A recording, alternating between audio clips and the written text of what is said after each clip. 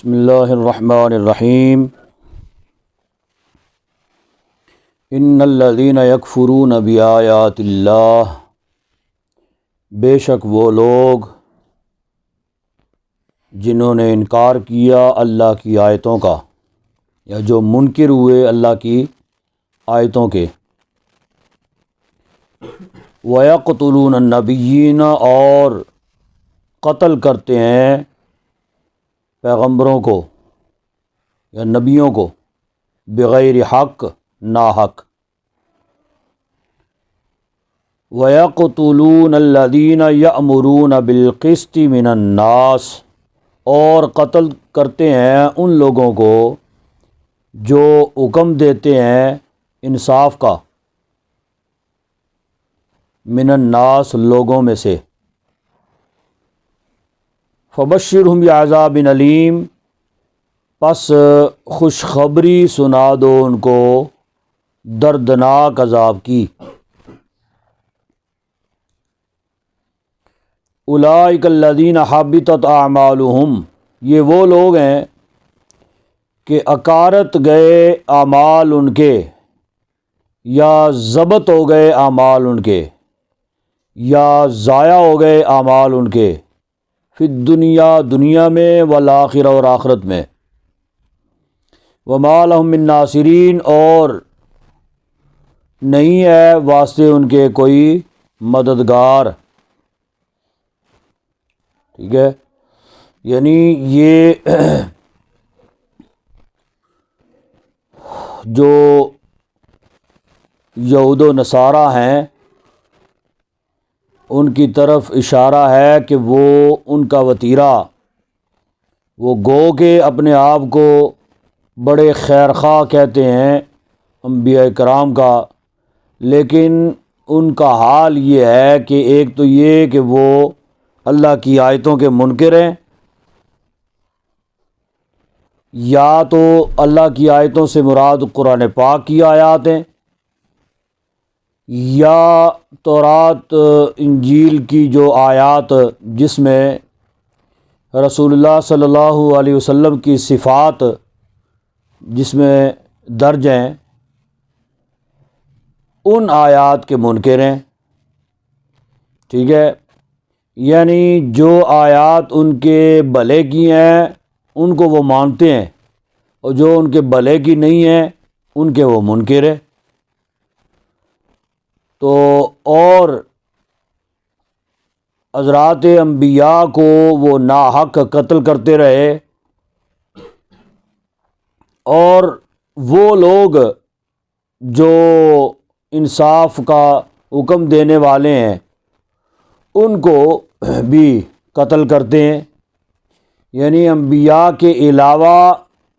جو لوگ ان کو کہا کرتے تھے نا کہ یار تم راہ راست پہ آ جاؤ، تم رسول اللہ صلی اللہ علیہ وسلم پر ایمان لے آؤ، نبی آخر الزمان پر ایمان لے آؤ، یہ تم لوگ جو جس راستے میں بھٹکے ہوئے ہو وہ راستہ درست نہیں ہے،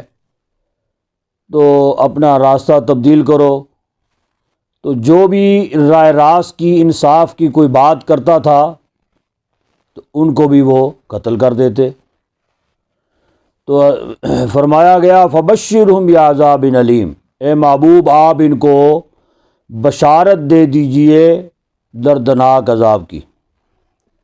یا خوشخبری سنا دیجئے دردناک عذاب کی۔ تو وہ حالانکہ دردناک عذاب کی تو خبر ہی دی جا سکتی ہے نا، خوشخبری تو نہیں ہے نا یہ۔ جی، جیسے مثال کے طور پہ خوشخبری کا موقع کوئی خوشی کا موقع ہوتا ہے، کوئی شادی ہے کسی کی تو وہ بندہ اس کو خوشخبری سناتا ہے۔ جی، وہ کوئی ایام ایسے خوشی کے آ گئے، عید کے ایام ہیں تو بندہ ایک دوسرے کو خوشخبری سناتا ہے۔ کوئی پاس ہو گیا جی کسی امتحان سے تو وہ دوسروں کو خوشخبری دے گا، یا دوسرے اس کو خوشخبری دیں گے۔ یہ خوشی کے لمحات جو ہوتے ہیں وہ خوشخبری کے ہوتے ہیں۔ اب ایسے تو نہیں ہو سکتا کسی کا کوئی فوت ہو جائے تو بندہ کہے یار تجھے مبارک ہو یا تجھے خوشخبری ہو کہ تیرے ہاں یہ فلاں جو ہے نا یہ فوت ہوا ہے، کوئی ایسے کہہ سکتا ہے؟ تو یہ جنت کی تو خوشخبری ہو سکتی ہے نا، کہا جائے کہ جنت کی خوشخبری ہے محبوب سنا دیجئے، لیکن یہاں پہ یہ فرمایا گیا بعذاب علیم، دردناک عذاب کی خوشخبری، بشارت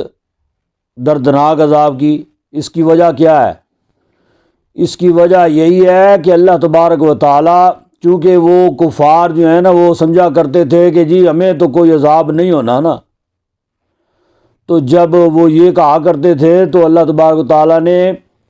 طنز کے اعتبار سے انہیں یہ فرمایا، ٹھیک ہے، کہ تم تو یہ کہتے ہو نا کہ عذاب نہیں ہونا، بس تمہیں خوشخبری ہے پھر عذاب دی،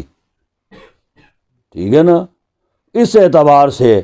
اللہ نے فرمایا فبشرهم بعذاب علیم، فرمایا کہ ان کے اعمال یہ اگر کوئی نیکیاں بھی کریں تو بروز قیامت دنیا میں بھی ان کے اعمال جو ہے نا وہ ضائع ہو جائیں گے اور آخرت میں بھی ان کے اعمال ضائع ہو جائیں گے۔ سمجھ آ گئی ہے نا؟ یعنی جس کے اعمال مثال کے طور پہ قبر میں کوئی جائے گا نا تو یہ پہلے امتحان کی گھڑی، پہلا امتحان جو ہے نا یہ قبر میں ہونا ہے، تو قبر میں جو سرخرو ہو گیا آخرت میں بھی سرخرو ہے، تو یہ قبر کا جہان جو ہے نا یہ دنیا میں ہی ہے نا، یعنی عالم برزخ ہے، زمین سے نیچے ہے، تو فرمایا کہ یہاں پہ بھی ان کے اعمال جو ہے نا یہ اکارت ہو جائیں گے اور آخرت میں بھی ان کے اعمال اکارت ہو جائیں گے، یعنی ان کی کوئی بھی نیکی ان کے کام نہیں آئے گی اور کوئی بھی عمل ایسا نہیں ہوگا کہ جو بروز قیامت ان کا مددگار ثابت ہو، ٹھیک ہے۔ اس لیے فرمایا وما لہم من ناصرین، ان کا کوئی بھی مددگار نہیں ہے۔ الم تر الی الذین اوتوا نصیبا من الکتاب، کیا تم نے نہ دیکھا ان لوگوں کی طرف جو دیے گئے نصیبا من الکتاب، کتاب کا ایک حصہ، ٹھیک ہے، کتاب کا ایک حصہ دیے گئے۔ ایک حصہ سے مراد کیا ہے؟ یعنی کتاب تو قرآن پاک ہے، یہ پورا قرآن پاک دیا گیا نا، تورات انجیل ہے وہ پوری کتاب دی گئی ہے۔ ایک حصہ سے مراد کیا ہے؟ اس سے مراد یہی ہے، اس سے ایک تو یہ مراد ہے کہ وہ بعض آیتوں کے منکر تھے، اس وجہ سے انہیں یہ فرمایا گیا کہ انہیں ایک حصہ دیا گیا، ٹھیک ہے، یعنی جن آیتوں کو وہ مانتے ہیں وہ سمجھتے ہیں کہ بس یہی ہمارے حق میں ہے اور یہی حق سچ ہے، تو جب وہ اس طرح کہتے ہیں تو فرمایا گیا اوتوا نصیبا من الکتاب، انہیں ایک کتاب کا ایک حصہ دیا گیا۔ یا اس سے مراد یہ ہے کہ تورات جب نازل ہوئی تھی تو لے کے آئے موسیٰ علیہ الصلوۃ والسلام، اور جو معاملہ ہوا اور گرا دیں کتابیں، وہ اس کی تختیاں جو ہیں جی، تو وہ گویا کہ ایک حصہ رہ گیا، باقی سارے ضائع ہو گئے۔ اس وجہ سے فرمایا گیا اوتوا نصیبا من الکتاب، جنہیں کتاب کا ایک حصہ دیا گیا۔ یدعون الی کتاب اللہ، بلاتے ہیں، بلائے جاتے ہیں، بلاتے ہیں نہیں، وہ جنہیں کتاب کا ایک حصہ دیا گیا یعنی یہود و نصارہ جو ہیں وہ بلائے جاتے ہیں الی کتاب اللہ، اللہ کی کتاب کی طرف، یعنی قرآن پاک کی طرف بلائے جاتے ہیں۔ سمجھ آ گئی؟ لیحکم بینہم، تاکہ فیصلہ کریں۔ یہ بھائی صاحب کیا کر رہے ہیں جی؟ یہ قرآن کھولے نا یار، سنیں غور سے، سبق سنیں آپ۔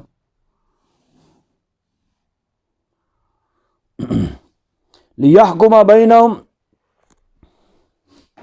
تاکہ فیصلہ کریں درمیان ان کے، تاکہ ان کے درمیان فیصلہ کرے، ٹھیک ہے، یعنی رسول اللہ صلی اللہ علیہ وسلم فیصلہ کریں ان کے درمیان۔ ثم یتولی فریق منہم، پھر منہ پھیرتا ہے ان میں سے ایک فریق، وہم معرضون، اور وہ اعراض کرنے والے ہیں، ٹھیک ہے جی۔ ذالک بانہم قالوا لن تمسنا النار، یہ اس سبب سے ہے یا اس لیے ہے، قالوا وہ کہتے ہیں، لن تمسنا النار نہیں چھوئے گی ہمیں آگ، الا ایام معدودات مگر گنتی کے دن، وغرہم فی دینہم ما کانوا یفترون، اور دھوکہ میں ڈالا ان کو ان کے دین نے، ٹھیک ہے، یا بیچ ان کے دین کے، ان کے دین نے ان کو دھوکے میں ڈالا،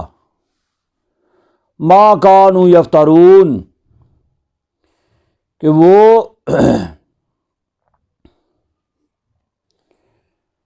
اس بات سے کہ وہ گڑھتے، یفترون افتراء یعنی بات گڑھ لینا اپنی طرف سے، وہ جو گڑھتے تھے، ما کانو تھے، ما کانو وہ جو گڑھتے تھے، فکیف اذا جمعناہم لیوم لا ریب فیہ، پس کیسے یا کیا ہوگا جب جمع کریں گے ہم ان کو، لیومن اس دن میں، لا ریب فیہ جس میں کوئی شک نہیں، یا واسطے اس دن کے جس میں کوئی شک نہیں، ووفیت کل نفس ما کسبت، اور پورا دیا جائے گا ہر جان کو جو اس نے کمایا، وہم لا یظلمون، اور نہ ظلم کیے جائیں گے۔ حضرت عبداللہ بن عباس رضی اللہ تعالی عنہ کی روایت ہے، حضور اقدس صلی اللہ علیہ وسلم ایک مرتبہ یہودیوں کے مدرسہ میں چلے گئے، تو جس کو بیت المدارس کہا جاتا تھا، یہودیوں کے مدرسہ میں تشریف لے گئے۔ انہوں نے جب دیکھا کہ نبی آخر الزمان صلی اللہ علیہ وسلم ہمارے مدرسہ میں تشریف لے آئے، حضور نبی کریم صلی اللہ علیہ وسلم جب تشریف لے گئے تو وہ سارے جمع ہو گئے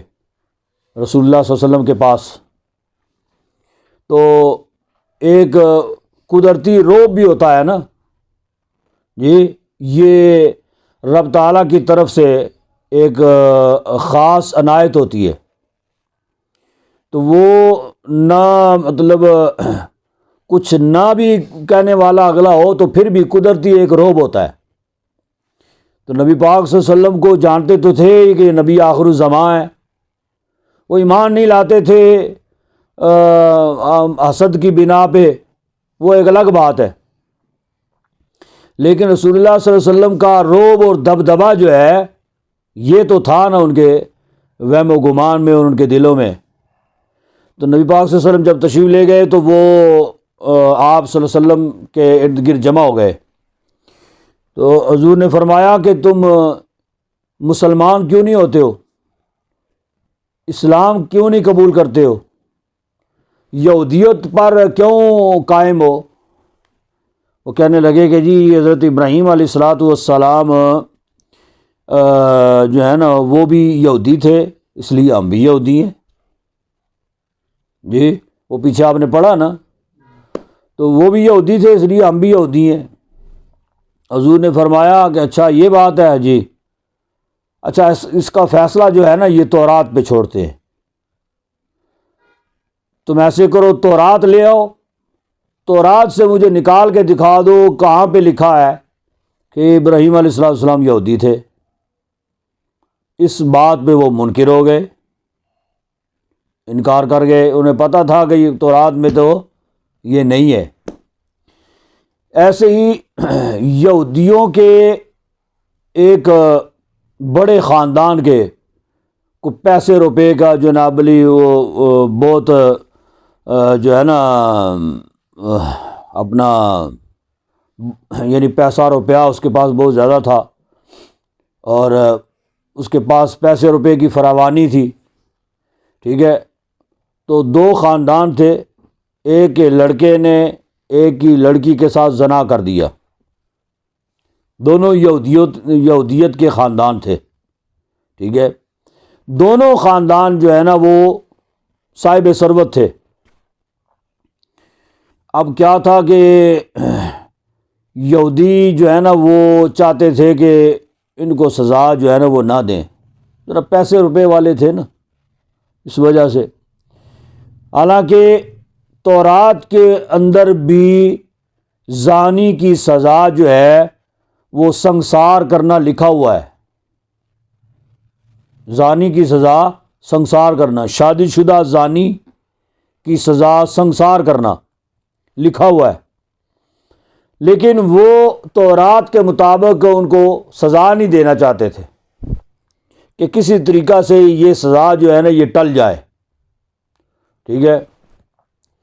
تو جیسے ہمارے پاکستان میں امیر کے لیے قانون اور ہے اور غریب کے لیے اور ہے، جی، جس کے پاس پیسہ روپیہ ہے وہ چاہے جو مرضی کرے، قتل کرے،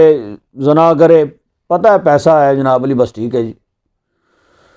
تو وہ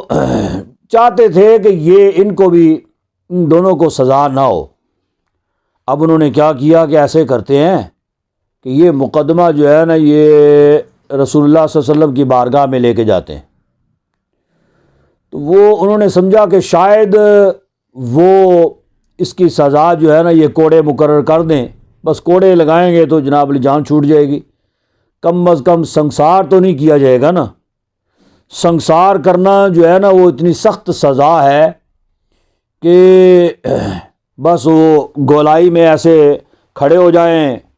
لوگ پتھر لے کر اور ان کو پتھر مارنا شروع کر دیں، جب تک ان کی روح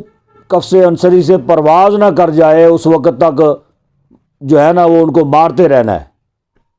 پتھر مارنا، یہ اس کو کہتے ہیں سنسار کرنا۔ اور انہوں نے سمجھا کہ شاید ان کے دین میں سنسار کرنا جو ہے نا وہ نہ ہو، یا یہ اس کے مطابق فیصلہ نہ کریں، تو جب یہ فیصلہ کو کریں گے کوئی نرمی والا تو بس ٹھیک ہے، اس کو قبول کر لیں گے اور اسی پر عمل درآمد کریں گے۔ یا انہوں نے وہ آیت سنی ہوئی تھی الزانیۃ والزانی فاجلدوا کل واحد منہما مئۃ جلدہ، جی، جو کہ کوارے زانی کے بارے میں نازل ہوا ہے حکم، ٹھیک ہے، یعنی 100 کوڑے مارے جائیں، زانی کو 100 کوڑے مارے جائیں۔ انہوں نے کہا کہ پتہ نہیں، انہوں نے شاید یہ سنی ہوئی تھی آیت، تو کہا کہ جی ان کے دین میں تو کوڑوں کی سزا ہے، ہمارے دین میں سنسار کرنا ہے۔ تو وہ اس وجہ سے مقدمہ لے گئے حضور کی بارگاہ میں۔ نبی پاک صلی اللہ علیہ وسلم نے جب ان کا معاملہ سنا تو فرمایا کہ حکم دے دیا سنسار کرنے کا، کہا کہ سنسار کیا جائے، کہا کہ نہیں جی یہ تو آپ نے زیادتی کی ہے، کہا کہ اچھا ایسا کرتے ہیں کہ اس کا فیصلہ جو ہے نا یہ تورات پہ چھوڑتے ہیں، تورات لے آؤ، اس پہ جو لکھا ہوا ہے بس ٹھیک ہے۔ حضور جانتے تھے کہ ہمارے اسلام میں بھی اس کی سزا سنسار کرنا ہے اور یہودیت میں بھی اس کی سزا سنسار کرنا ہی ہے، تورات میں بھی یہی سزا لکھی ہوئی ہے، حضور جانتے تھے۔ کہا کہ اس کا فیصلہ جو ہے نا یہ چھوڑتے ہیں تورات پہ، کہا کہ جی ٹھیک ہے۔ اب کیا کیا انہوں نے، وہ ایک یعنی کہا کہ جی تورات لے کے آؤ، تورات لائی گئی تو عبداللہ بن سوریہ اس نے تورات جو ہے نا وہ پڑھنی شروع کی، تو جہاں پہ سنسار کرنے کا حکم تھا نا اس آیت پہ اس نے ہاتھ رکھ لیا، ادھر ادھر کی، آگے پیچھے کی، اوپر نیچے کی آیات اس نے پڑھ دی، اور جس میں سنسار کرنے کا حکم تھا اس کے اوپر اس نے ہاتھ رکھا ہوا تھا وہ نہ پڑھی۔ اسی محفل میں حضرت عبداللہ بن سلام رضی اللہ تعالیٰ عنہ وہ بھی موجود تھے، جو کہ پہلے نہ صرف یہودی تھے بلکہ یہودیوں کے بہت بڑے عالم تھے۔ انہیں پتہ تھا کہ تورات میں جو ہے نا یہ سنسار کرنے کا حکم ہے، اور جو حافظ ہوتا ہے وہ مطلب اسے پتہ ہوتا ہے نا، مثال کے طور پہ ایک آیت پڑھی ہے اور ایک آیت درمیان میں چھوڑ کے اس سے اگلی پڑھنی شروع کر دی ہے تو پچھلے کو پتہ چل جاتا ہے۔ جو حافظ ہوتا ہے نا صحیح معنوں میں، اسے پتہ چل جاتا ہے کہ آیت چھوٹی ہے، وہ جان گئے کہ اس نے کوئی گڑبڑ کی ہے، کوئی ڈنڈی ماری ہے اس نے۔ جی آپ اٹھے فوراً اور اس کا ہاتھ جو ہے نا وہ ہٹا کے تو وہ آیت جس میں سنسار کرنے کا حکم تھا نا تو وہ آپ نے پڑھ دی، اور عرض کرنے لگے حضور کی بارگاہ میں، یا رسول اللہ یہ باقاعدہ آیت موجود ہے تورات میں، یہ اپنا ہاتھ اوپر رکھ کے چھپا رہا تھا۔ تو پھر حضور نبی کریم صلی اللہ علیہ وسلم نے فرمایا کہ ہاں اب بتاؤ، ہمارے یہ قرآن پاک کے فیصلے کے مطابق فیصلہ کروانا چاہتے ہو یا تورات کے مطابق فیصلہ کروانا چاہتے ہو؟ یہ کروائے تو پھر بھی سنسار ہے، وہ کروائے تو پھر بھی سنسار ہے، بات تو ایک ہی ہے۔ تو پھر مجبور ہو گئے، پھر حضور نے ان کو سنسار کرنے کا حکم ارشاد فرمایا، پھر ان کو سنسار کیا گیا۔ تو یہ اس آیت کریمہ میں اس چیز کا ذکر ہے کہ جو دیے گئے کتاب اور وہ بلائے جاتے ہیں اللہ کی کتاب کی طرف، لیحکم بینہم، تاکہ فیصلہ کریں ان کے درمیان۔ ثم یتولی فریق منہم، پھر منہ پھیر جاتا ہے ان میں سے ایک فریق، ٹھیک ہے، بتانے کے باوجود وہ منکر ہو جاتے ہیں، منہ پھیر جاتے ہیں، یعنی ان کی مرضی کے مطابق فیصلہ نہیں ہوا، انہوں نے کہا کہ جی ہم نہیں مانتے اس کو، اور وہ کیا ہے، اعراض کرنے والے ہیں، ٹھیک ہے جی۔ اس کا اس آیت میں اسی چیز کا ذکر ہے۔ قل اللہم مالک الملک تؤتی الملک من تشاء، کہہ دو اے اللہ مالک ملک کے، تؤتی الملک، تو دیتا ہے ملک، من تشاء، جسے چاہتا ہے، وتنزع الملک ممن تشاء، اور چھین لیتا ہے، ٹھیک ہے، چھین لیتا ہے ملک ممن تشاء، جس سے چاہتا ہے، جس سے تو چاہتا ہے، وتعز من تشاء، اور تو عزت دیتا ہے جسے چاہتا ہے، وتذل من تشاء، اور ذلت دیتا ہے جسے چاہتا ہے، بیدک الخیر، ساری خیر تیرے ہاتھ میں ہے، یہ ساری بلائی تیرے ہاتھ میں ہے۔ انک علی کل شیء قدیر، بے شک تو ہر چیز پر قادر ہے۔ تولج اللیل فی النہار، تو داخل کرتا ہے رات کو دن میں، وتولج النہار فی اللیل، اور داخل کرتا ہے دن کو رات میں، وتخرج الحی من المیت، اور تو نکالتا ہے زندہ کو مردہ سے، وتخرج المیت من الحی، اور نکالتا ہے مردہ کو زندہ سے، وترزق من تشاء بغیر حساب، اور تو رزق دیتا ہے جسے چاہتا ہے بغیر حساب کے۔ یہ حضور نبی کریم صلی اللہ علیہ وسلم غزوہ احزاب کے موقع پر، جس کو غزوہ خندق بھی کہا جاتا ہے، ٹھیک ہے، آپ نے صحابہ کو 10 صحابہ کو 40 گز یہ خندق کھودنے کا حکم ارشاد فرمایا۔ 10 صحابہ کا ٹولہ بنایا، گروپ بنایا، اور 10 صحابہ کو 40 گز خندق کھودنے کا حکم ارشاد فرمایا، اور وہ اپنے کام پہ جو ہے نا وہ مامور ہو گئے، کھودنا شروع ہو گئے۔ تو اسی اثناء میں جس گروپ میں حضرت سلیمان فارسی رضی اللہ تعالی عنہ تھے نا، تو اس گروپ میں کیا ہوا کہ ایک جگہ پہ انہوں نے جو ہے نا وہ اپنا ہتھیار جو ہے نا وہ مارا نا، کھدال جس کو کہتے ہیں، یا کئی یا گینتی وغیرہ جو بھی ہے، ٹھیک ہے، وہ کھدال انہوں نے ماری ایک جگہ پہ تو وہ نیچے پتھر تھا، انہوں نے بڑا زور لگایا، وس لگایا انہوں نے کہ یہ پتھر جو ہے نا یہ ٹوٹ جائے، لیکن وہ ان کی کھدال جو ہے نا وہ ٹیڑھی ہو گئی، وہ پتھر نہ ٹوٹا۔ اب حضرت سلیمان فارسی رضی اللہ تعالیٰ عنہ حضور کی بارگاہ میں حاضر ہوئے، آ کے انہوں نے وہ سارا معاملہ جو ہے نا وہ آ کے عرض کیا، یا رسول اللہ ایک پتھر آ گیا ہے تو اس کا اب کیا کیا جائے؟ حضور نے وہ کھدال جو ہے نا وہ اپنے ہاتھ میں لی، فرمایا کہ آؤ میرے ساتھ۔ نبی پاک صلی اللہ علیہ وسلم تشریف لے گئے اور خود اس خندق کے نیچے اترے، خود اتر کے تو زور کی ایک ضرب لگائی اس پتھر کو، ایک پتھر لگائی تو اس میں سے روشنی نمودار ہوئی،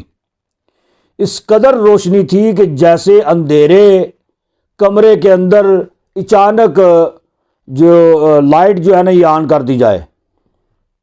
اس قدر روشنی تھی۔ حضور نے فرمایا کہ مجھے جو ہے نا شام کے محلات دکھائے گئے۔ پھر نبی پاک صلی اللہ علیہ وسلم نے دوسری مرتبہ پھر وہ کھدال جو ہے نا وہ پھر ماری اس پتھر کے اوپر، پھر روشنی نمودار ہوئی، فرمایا کہ مجھے ہیرا کے محلات دکھائی دیے۔ پھر نبی پاک صلی اللہ علیہ وسلم نے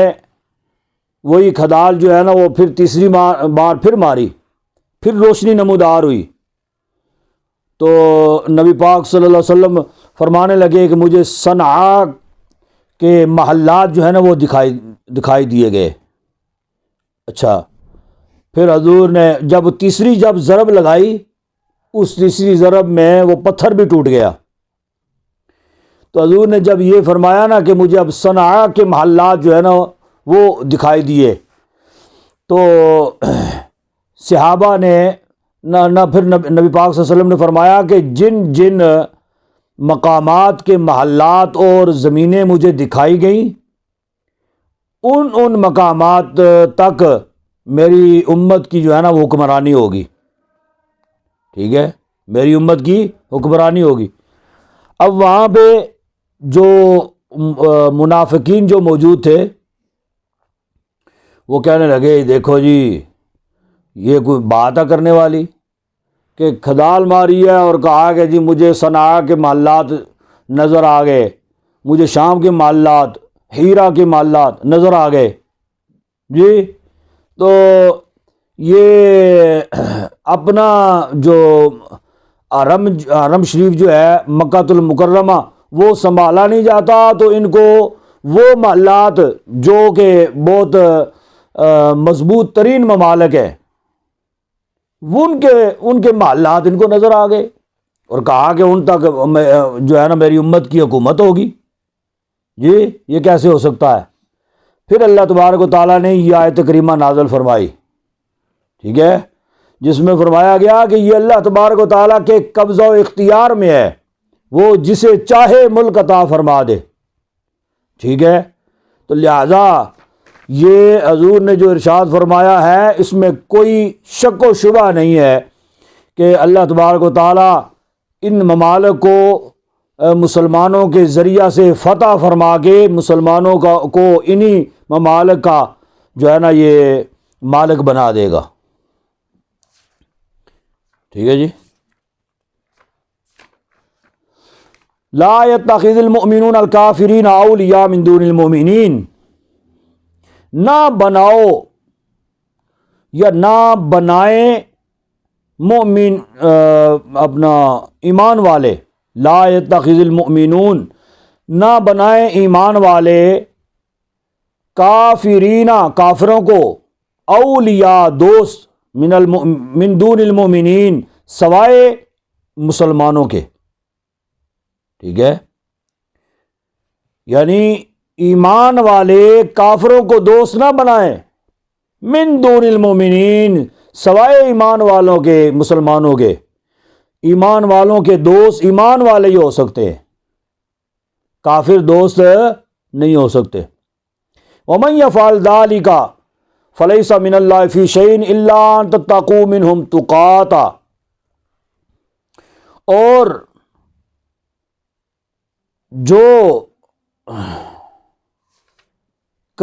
جو ایسا کرے،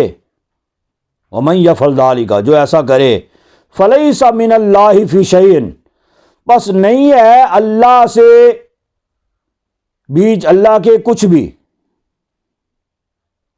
بس نہیں ہے وہ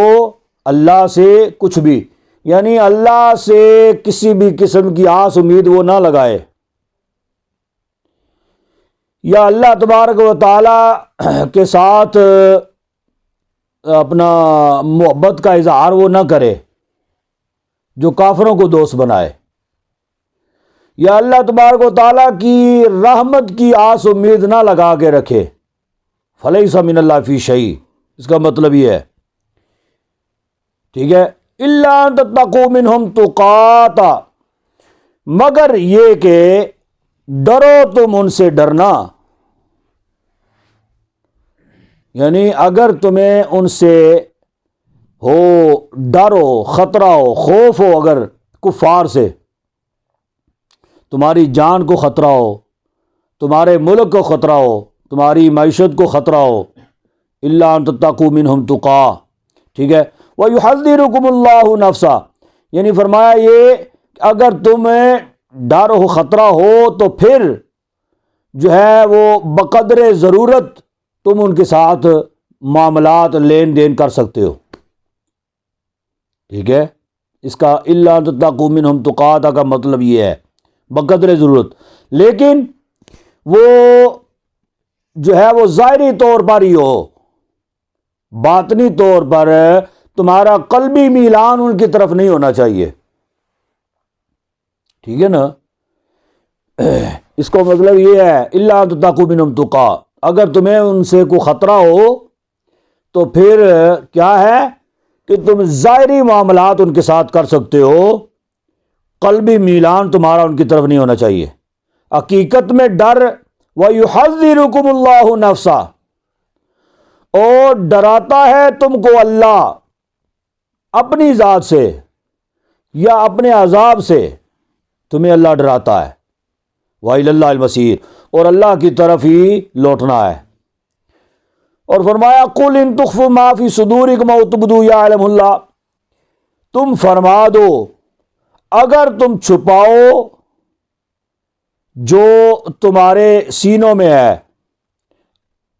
او تبدوہ، یا ظاہر کرو، یعلم اللہ، اللہ اس کو جانتا ہے، یعنی اب کفار کے ساتھ معاملات یہ اوپر اوپر سے کرنے کا جو ہے نا، یہ اسلام اجازت دیتا ہے، ٹھیک ہے، یعنی ظاہری معاملات کرنے کی اسلام اجازت دیتا ہے، لیکن قلبی میلان ان کی طرف نہیں ہونا چاہیے۔ تو فرمایا کہ یہ نہ ہو کہ تمہارا قلبی میلان ان کی طرف ہو، لیکن لوگوں کے ساتھ تم ظاہر کر رہے ہو، یا اپنی رعایا کے ساتھ اپنی قوم کے سامنے تم یہ اظہار کر رہے ہو کہ جی میں تو بس اوپر اوپر سے معاملات کرتا ہوں، کیونکہ ملک بھی تو چلانا ہے نا جی، یعنی حالانکہ تمہارا قلبی میلان جو ہے وہ ان کی طرف ہے۔ تو فرمایا کہ تمہارے دل کی کیفیت کو اللہ جانتا ہے، ٹھیک ہے نا،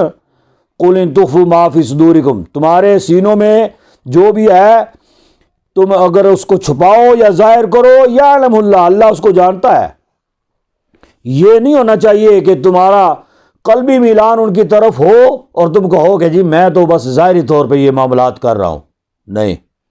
وَيَعْلَمُ مَا فِي السَّمَاوَاتِ وَمَا فِي الْأَرْضِ، اور جانتا ہے جو کچھ آسمانوں اور زمین میں ہے، واللہ علی کل شیء قدیر، اور اللہ ہر چیز پر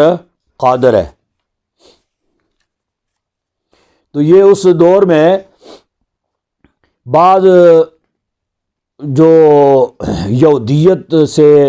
تائب ہو کر اسلام کی طرف راغب ہوئے اور اسلام قبول کیا انہوں نے، ٹھیک ہے، اسلام کے دائرے میں داخل ہوئے، تو وہ ان کا چونکہ رشتہ داریاں ان کے ساتھ تھیں نا، یا یہودیت پر رہتے ہوئے ان کے یار دوست بھی تھے بہت زیادہ،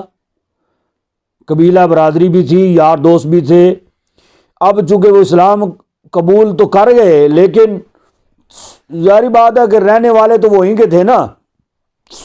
آتے جاتے ان کے ساتھ میل ملاقات گپ شپ تو ہوتی رہتی تھی۔ اب بعض جو ہے نا وہ حضور کی بارگاہ میں آ کے اجازت طلب کیا کرتے تھے کہ یا رسول اللہ وہ میرے یار دوست ہیں تو وہ یہودی، ٹھیک ہے، تو یہودی اب اہل کتاب تو ہیں نا، تو مشرک جو ہوتا ہے وہ زیادہ خطرناک ہوتا ہے بنسبت اہل کتاب کے، ٹھیک ہے۔ تو کہا کہ جی مشرکوں کے ساتھ ہمارا پھڈا جو ہے نا وہ تو چلتا رہتا ہے، اگر آپ اجازت دیں تو میں اپنے یار دوست جو یہودی ہیں ان کو بھی ساتھ میں لے آیا کروں، ہمارے ساتھ ہو کے وہ لڑا کریں گے ان کے ساتھ، یہودیوں اپنا مشرکین کے ساتھ۔ تو نبی پاک صلی اللہ علیہ وسلم سے جب اس طرح کے سوالات ہوتے تو یہ آیت کریمہ اس موقع پر نازل ہوئی، جس میں فرمایا گیا کہ یہ تو ہو ہی نہیں سکتا نا، یہ اسلام کے خلاف، گو کہ وہ اہل کتاب ہے، لیکن جب اسلام کے خلاف کوئی معاملات ایسے آتے ہیں تو ان سب کا جو ہے نا وہ ایکا ہو جاتا ہے، یہ سب جو ہے نا وہ ایک ہی تھالی کے چٹے بٹے ہو جاتے ہیں، ہاں جی لہذا لا يتخذ المؤمنون الکافرین، ہاں جی، یوم تجد کل نفس ما عملت من خیر محضرا، جس دن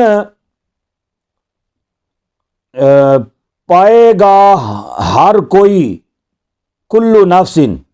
یا ہر جان، جس دن ہر جان جو ہے نا وہ پائے گی ما عملت من خیر، جو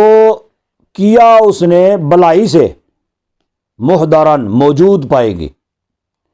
یعنی جس دن ہر جان جو بھلا کام کیا ہوگا، جو نیکی کی ہوگی، وہ اس دن پائے گی، حاضر پائے گی، محضرہ حاضر پائے گی، وما عملت من سوء، اور جو برا کیا ہوگا وہ بھی پائے گی، یعنی بروز قیامت ہر ایک کے اعمال جو ہے نا وہ اس کے سامنے رکھ دیے جائیں گے۔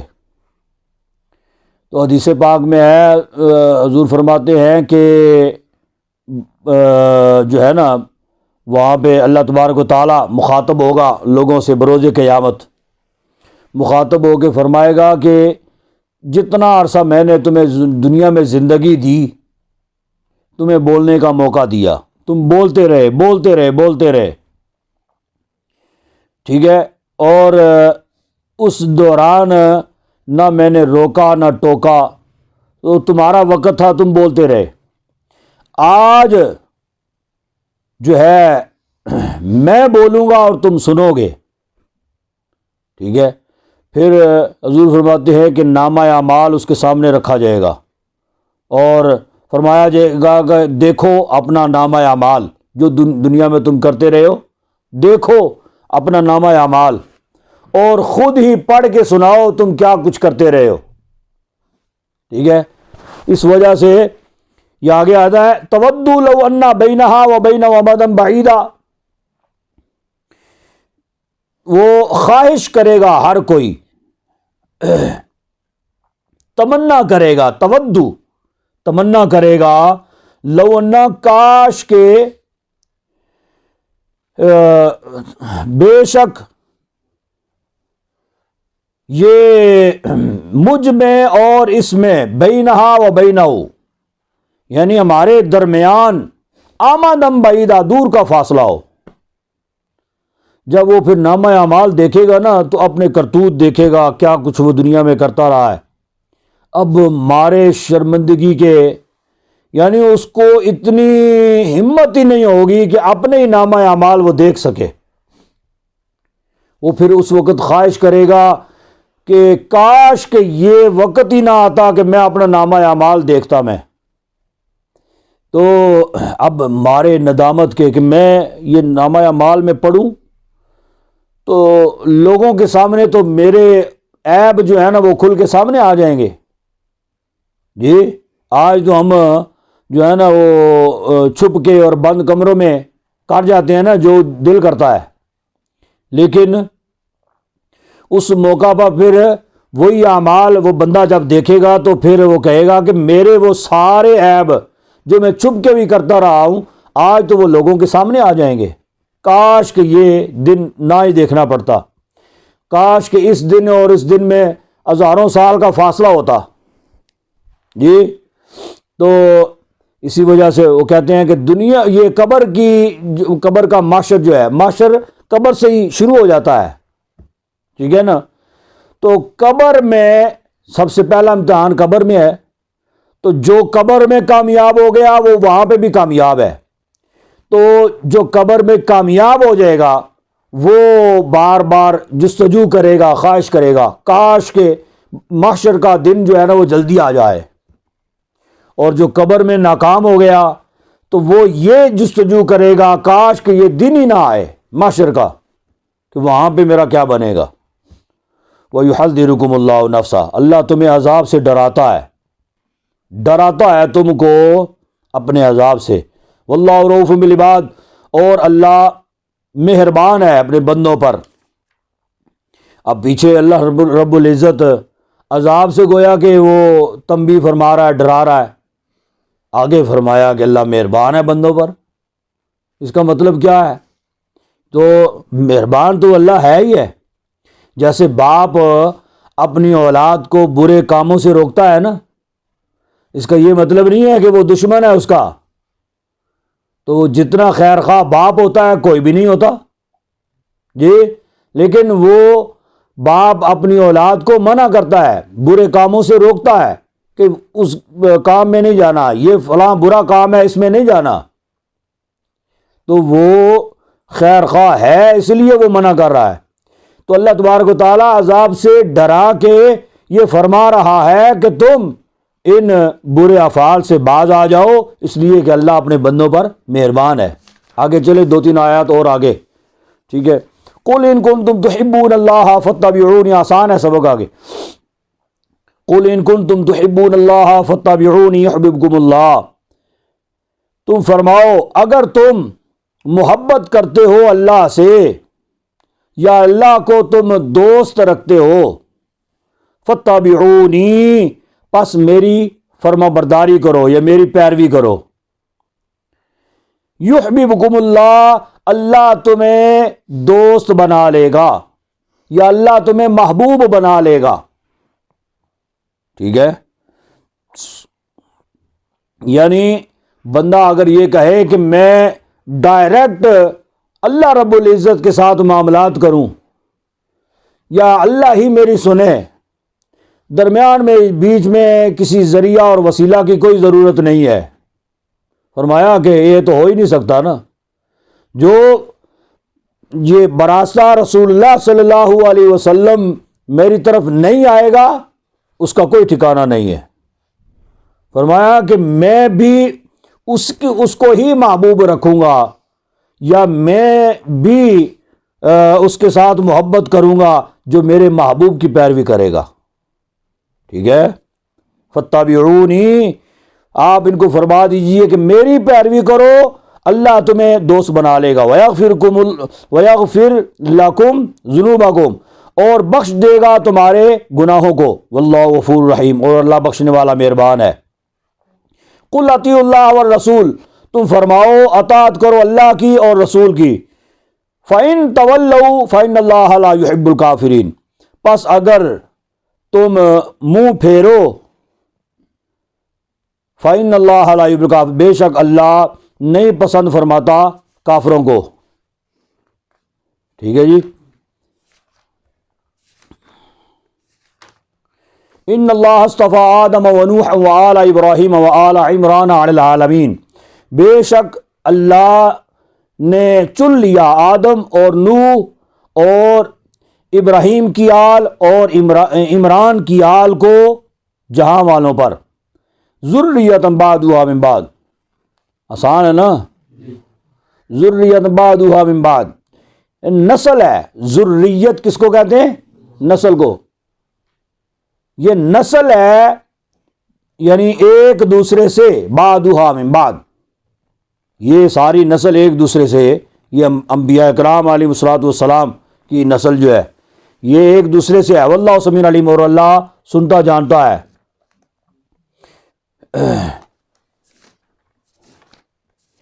اذ قالت امرأة عمران ربی انی نذرت لک ما فی بطنی محررا فتقبل منی، جب کہا امرأة عمران یعنی عمران کی بیوی نے، ربی اے میرے رب، انی بے شک میں، تحقیق میں، نذرت لکا میں نے نظر مانی واسطے تیرے، ما فی بطنی جو میرے پیٹ میں ہے، محررن آزاد ہے تیرے لیے، یعنی وقف کر دیا میں نے تیرے لیے، فتقبل منی پس تو قبول فرما میری طرف سے، انک انت السمیع العلیم بے شک تو سنتا جانتا ہے۔ فلما وضعتها پس جب جنا اس نے، ٹھیک ہے، جنا اس نے تو پھر کیا، قالت کہا، ربی ہے میرے رب، انی وضعتها انثی بے شک میں نے تو جنی لڑکی، ہاں جی میں نے تو جنی لڑکی، واللہ اعلم وضعت اور اللہ جانتا ہے جو اس نے جنا، ٹھیک ہے، جو اس نے جنا نا وہ اللہ جانتا ہے۔ وَلَيْسَ الذَّكَرُ كَالْأُنثَىٰ اور نہیں ہے لڑکا مثل لڑکی کے، وَإِنِّي سَمَّيْتُهَا اور میں نے اس کا نام رکھا مریم، وَإِنِّي أُعِيذُهَا بِكَ وَذُرِّيَّتَهَا اور میں پناہ میں دیتی ہوں اس کو تیری طرف، وذریتها اور اس کی اولاد کو، من الشیطان الرجیم راندے ہوئے شیطان سے، ٹھیک ہے جی۔ یہ فافوزہ کی دو بیٹیاں تھیں، یہاں سے واقعہ جو ہے نا وہ طویل آگے شروع ہو رہا ہے، تو میں نے کہا کہ 2 آیات اس میں چلے ایڈ کر لیتے ہیں تاکہ اگلا سبق جو ہے نا وہ زیادہ طویل نہ ہو۔ فافوزہ کی 2 بیٹیاں تھیں، حنا اور عیشاء، ٹھیک ہے، اور حنا جو ہیں یہ حضرت عمران کے عقد میں آئیں، ان کا نکاح حضرت عمران کے ساتھ ہوا۔ یہاں سے ایک واقعہ جو ہے نا یہ بڑا دلچسپ واقعہ ہے، تو غور سے سننا ہے۔ حنا حضرت عمران کے عقد میں آئیں، اور عیشاء جو ہیں یہ حضرت زکریا علیہ الصلوۃ والسلام کے ساتھ ان کا نکاح ہوا، یہ ان کے عقد میں آئیں، ٹھیک ہے۔ اب یہ دونوں جو ہے نا یہ بوڑھی ہو گئیں، بانجھ ہو گئیں، دونوں کے ہاں اولاد نہیں ہوئی، ٹھیک ہے۔ ایک مرتبہ حنا جو تھی نا انہوں نے دیکھا چڑیا کو، اپنے بچے کے ساتھ چڑیا جو ہے نا وہ پیار کر رہی ہے، کبھی کوئی دانہ دنکا لے کے آتی ہے اس کو کھلاتی ہے، پھر اس کے ساتھ وہ چڑیا جو ہے نا وہ اس کے ساتھ پیار کرتی ہے، مانوس ہے اس کے ساتھ، وہ بچہ جو ہے نا وہ اپنی ماں کے ساتھ مانوس ہے، ٹھیک ہے۔ البتہ وہ دونوں کی آپس کا جو ہے نا وہ پیار کا منظر جو ہے نا وہ انہوں نے دیکھا،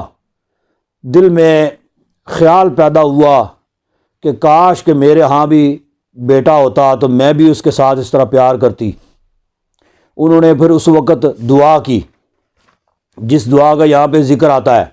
ربی انی نذرت لک ما فی بطنی، ٹھیک ہے۔ انہوں نے دعا کی، باری تعالیٰ مجھے بیٹا عطا فرما، اور جو بیٹا تو مجھے عطا کرے تو وہ میں اس کو بیت المقدس کی خدمت پر معمور کرتی ہوں، میں نظر مانتی ہوں۔ اس دور میں جس کے ہاں اولاد نہیں ہوتی تھی نا تو وہ نظر مانتے تھے کہ میرے ہاں اللہ بیٹا دے تو اس بیٹے کو میں بیت المقدس کی خدمت پر معمور کروں گی۔ وہ لوگ دعا کیا کرتے تھے، ہاں جی، تو وہ اللہ تبارک و تعالیٰ قبول فرماتا اور ان کے ہاں بیٹا ہوتا، وہ اس بیٹے کو بیت المقدس پر معمور کر دیتے، وقف کر دیتے بیت المقدس کی خدمت کے لیے۔ تو انہوں نے بھی یہ نظر جو ہے نا یہ مان لی، کہا کہ میرے ہاں اگر بیٹا ہو تو میں اس کو بیت المقدس کی خدمت کے لیے معمور کر دوں گی، وقف کر دوں گی۔ انہوں نے یہ دعا کر دی، تو پھر محررن کہ میں اس کو آزاد کر دوں گی،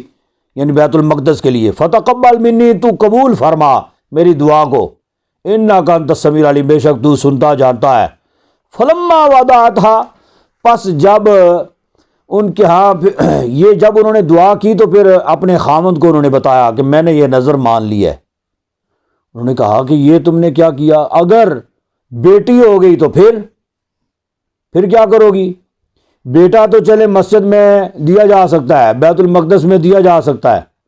جی، خدمت کے لیے اس کو وقف کیا جا سکتا ہے۔ بیٹی ہو گئی تو پھر کیا کرو گی؟ انہوں نے کہا بس میں نے منت ماننی تھی، نظر ماننی تھی، میں نے مان لی ہے، اب اللہ تبارک تعالیٰ جو بھی عطا فرما دے۔ تو ساتھ ہی کہا کہ اللہ بہتر جانتا ہے کہ میں نے اگر نظر مانی ہے تو وہ بیٹا ہی عطا کرے گا، کیونکہ بیٹا ہوگا تو میں اس کو وقف کروں گی۔ تو خدا کی شان کے اسی اثناء میں بیٹے کی پیدائش سے پہلے حضرت عمران جو ہے نا وہ فوت ہو گئے، تو اس کے بعد ان کی پیدائش ہوئی تو حنا کے ہاں اللہ تبارک و تعالیٰ نے بیٹی عطا فرمائی۔ فلما وداعتھا قالت ربی انی وضعتھا انثی، ٹھیک ہے، جب اس نے جنا تو پھر کہا ہے میرے رب میں نے تو بیٹی جنی، لڑکی جنی۔ اللہ نے فرمایا واللہ اعلم ما وضعت، اللہ جانتا ہے جو اس نے جنا ہے، اللہ کو پتہ ہے کہ اس نے بیٹا جنا یا بیٹی جنی ہے، اللہ کو تو پتہ ہے، ٹھیک ہے۔ ولیس الذکر کالانثی، لیکن اکثر ایسے ہوتا ہے کہ بعض اوقات بندہ جو ہے نا یہ بیٹے کی دعا کرتا ہے، جستجو کرتا ہے، رب تعالیٰ بیٹی عطا فرما دیتا ہے، تو ہو سکتا ہے کہ وہ اتنی دعاؤں کے باوجود بھی اگر بیٹی ہوئی ہے تو نہ جانے اس میں کیا مصلحت ہے اللہ تبارک و تعالیٰ کی، کہ خدا نہ خواستہ بیٹا ہوتا تو وہ کن برے افعال میں، برائیوں میں وہ پھنس جاتا، اور اس کی وجہ سے والدین جو ہے نا یہ کسی مشقت کا شکار ہو جاتے، پریشانی کا شکار ہو جاتے جی۔ تو یہ اللہ تبارک و تعالیٰ بہتر جانتا ہے کہ وہ جو بیٹی اس کو دی گئی ہے وہ اس کے بیٹے سے بھی کئی گنا افضل و اعلیٰ ہے۔ تو فرمایا نا ولیس الذکر کالانثی، اور نہیں ہے بیٹا مثل بیٹی کے، ٹھیک ہے، یعنی اس بیٹی کی طرح جو ہے نا وہ بیٹی جو ہے وہ بہت عرفہ و اعلیٰ مقام رکھنے والی ہے۔